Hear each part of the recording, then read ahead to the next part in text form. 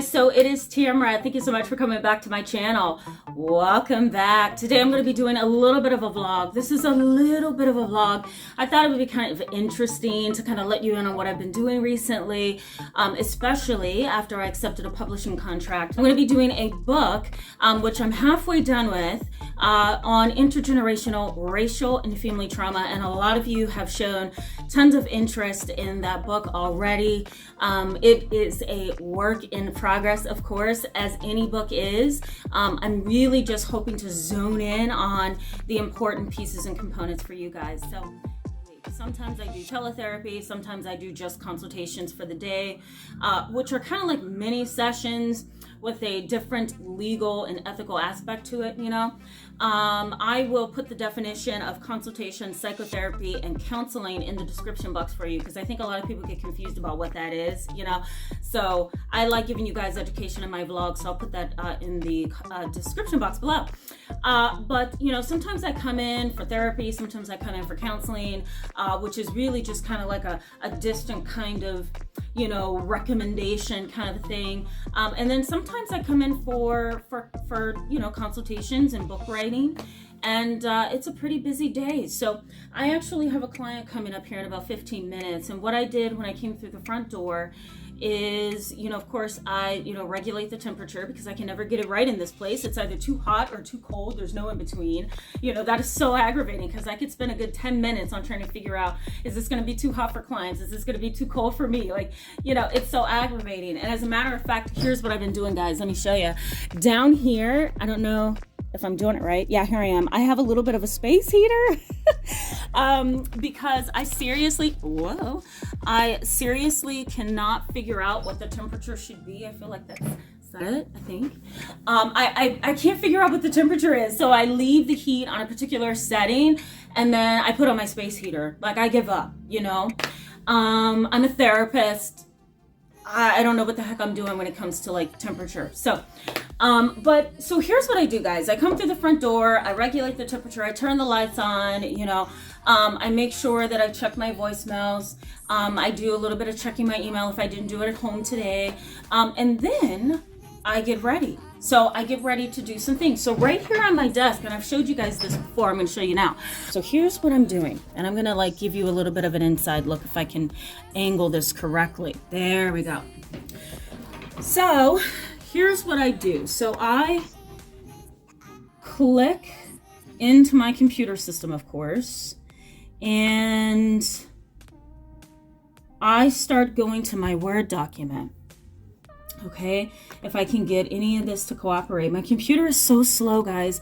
Ever since I started like writing this book and, you know, doing clinical paperwork, you know, it's really hard to get my computer to respond to me. It's like I need, you know, some kind of like something to clean out my computer files, because it's just ridiculous. So here we go. So I'm going to show you right now, okay?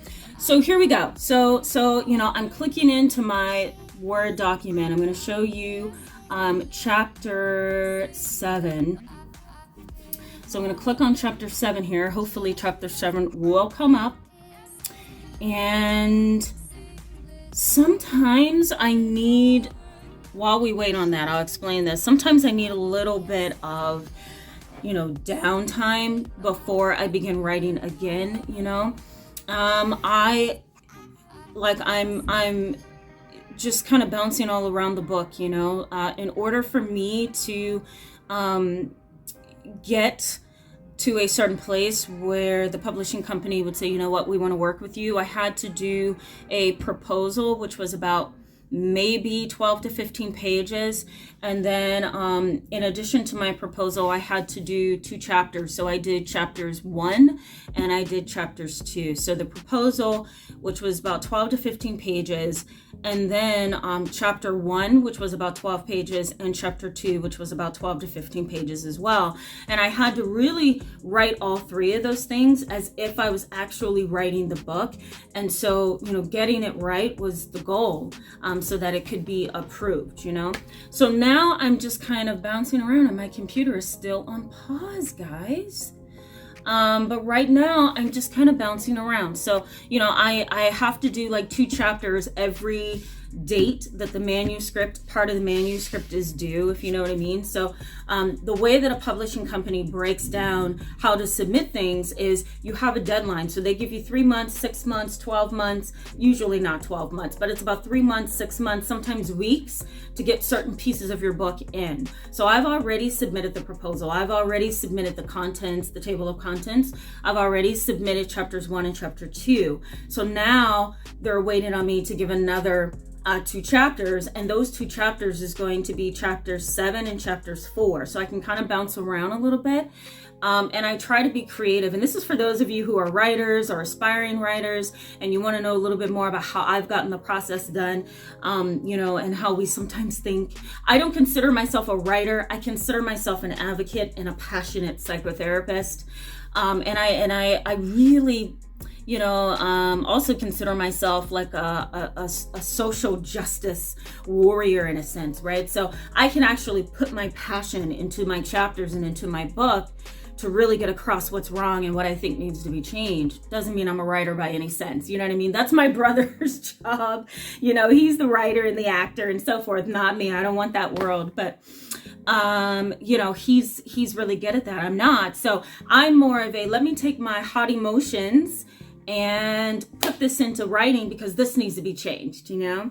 So the way that I do it to remain passionate about it is I bounce around a little bit, you know? So I'm not going to do chapters 1, 2, 3, 4, 5, 6, 7. I can't do it that way. I have to like look at my table of contents and say, okay, this is where my heart is this month. I'm going to go there. So sometimes it's good to kind of have the table of contents done before anything else. I know certain things, you know, that you read online says don't do the table of contents or the introduction until the very end of the book, until you're done writing the book. I disagree. I think you should be able to do the table of contents and then look at it and say, you know what? I'm passionate about chapter 4 today. I'm doing chapter 4. Or I'm passionate about chapter 12. I'm going to do chapter 12 today because I just saw on the news that we had another African-American female pepper sprayed in the eye. So that's what kind of motivates me to get those chapters done. And my computer finally responded. So let's look at what I'm working on. Okay. I can't give you guys too close of a look, right? Because I can't reveal what the contents of the book is going to be. There, you know, editing's not done yet and all of that. But let's take a look. Okay. So if I show you guys kind of like a far away, you know, look at this. This is what we've got. Okay. So, you know, here's the beginning of chapter 7. And then what I've done here is I usually do a bold, you know, chapter area. And I'm going to show you just a little closer. Okay. I actually do a bold chapter title. And yeah, there we go. And then I start writing. And I make sure my indentation is kind of right, and I try to, you know, add those subtitles in there to kind of guide me. And I do like I don't want to say like a commentary, it's more like a communication between 2 people. That's in chapter 7. And then, you know, I just keep writing. These are a couple quotes I have in the book. I'm not going to stop and read them, guys, because I don't think I'm able to show you. There's going to be, whoops, sorry guys, that's my clients.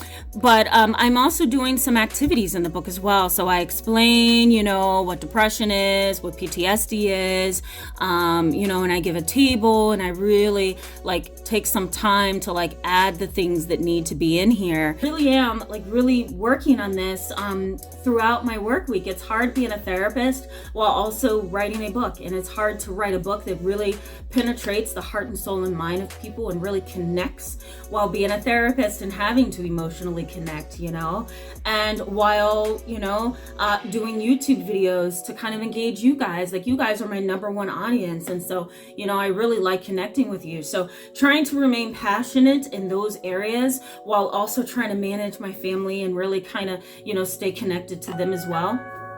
That's a lot of work, you know, guys. Not complaining. I'm very, very, very, very grateful. I would say, my gratitude makes this a lot easier on me. But it is hard work, For those of you who are interested in writing a book and publishing, there's a couple of things I suggest that you do. One is start. But when you start, don't go in order. I think going in order really makes it difficult. It really makes it hard to, really come from your heart. I think, again, you should do a table of contents and then choose which chapter you're most passionate about in that moment or for that day or for that month, and go from there. Another thing that I do is I just write and I type my notes up. Sometimes I write, with a pen and paper. Other times I look for inspiration. Sometimes I'll write with music. I use classical music or jazz, depending on what kind of jazz. I don't like jazz too much, but if it's more of like a relaxation, like cafe, coffee house kind of jazz, I can do that. Classical music also helps for me. Reading my Bible on Sundays and then, really writing later in the day helps me. Journaling helps me. Sleep, dreams inspire me. News inspires me sometimes, And I hate to say this because it sounds so counterproductive, but sometimes being in a state of sadness and anxiety and just internal discomfort and existential discomfort really does help you come from a heart place and a soul place of really wanting to write, And I think sometimes it's best to kind of walk that journey of writing your book on your own and not sharing it with everybody because you're excited about it. I think it's okay to pull back and say, what, I think I'm just going to do this secretly for a few months and see how it goes and then go from there, So I hope that this has inspired you. I hope that, in some ways, me wanting to get a project out to people in more of a broader context than I have in the past, I hope that inspires you to want to do the same or to move forward with a book that you've written.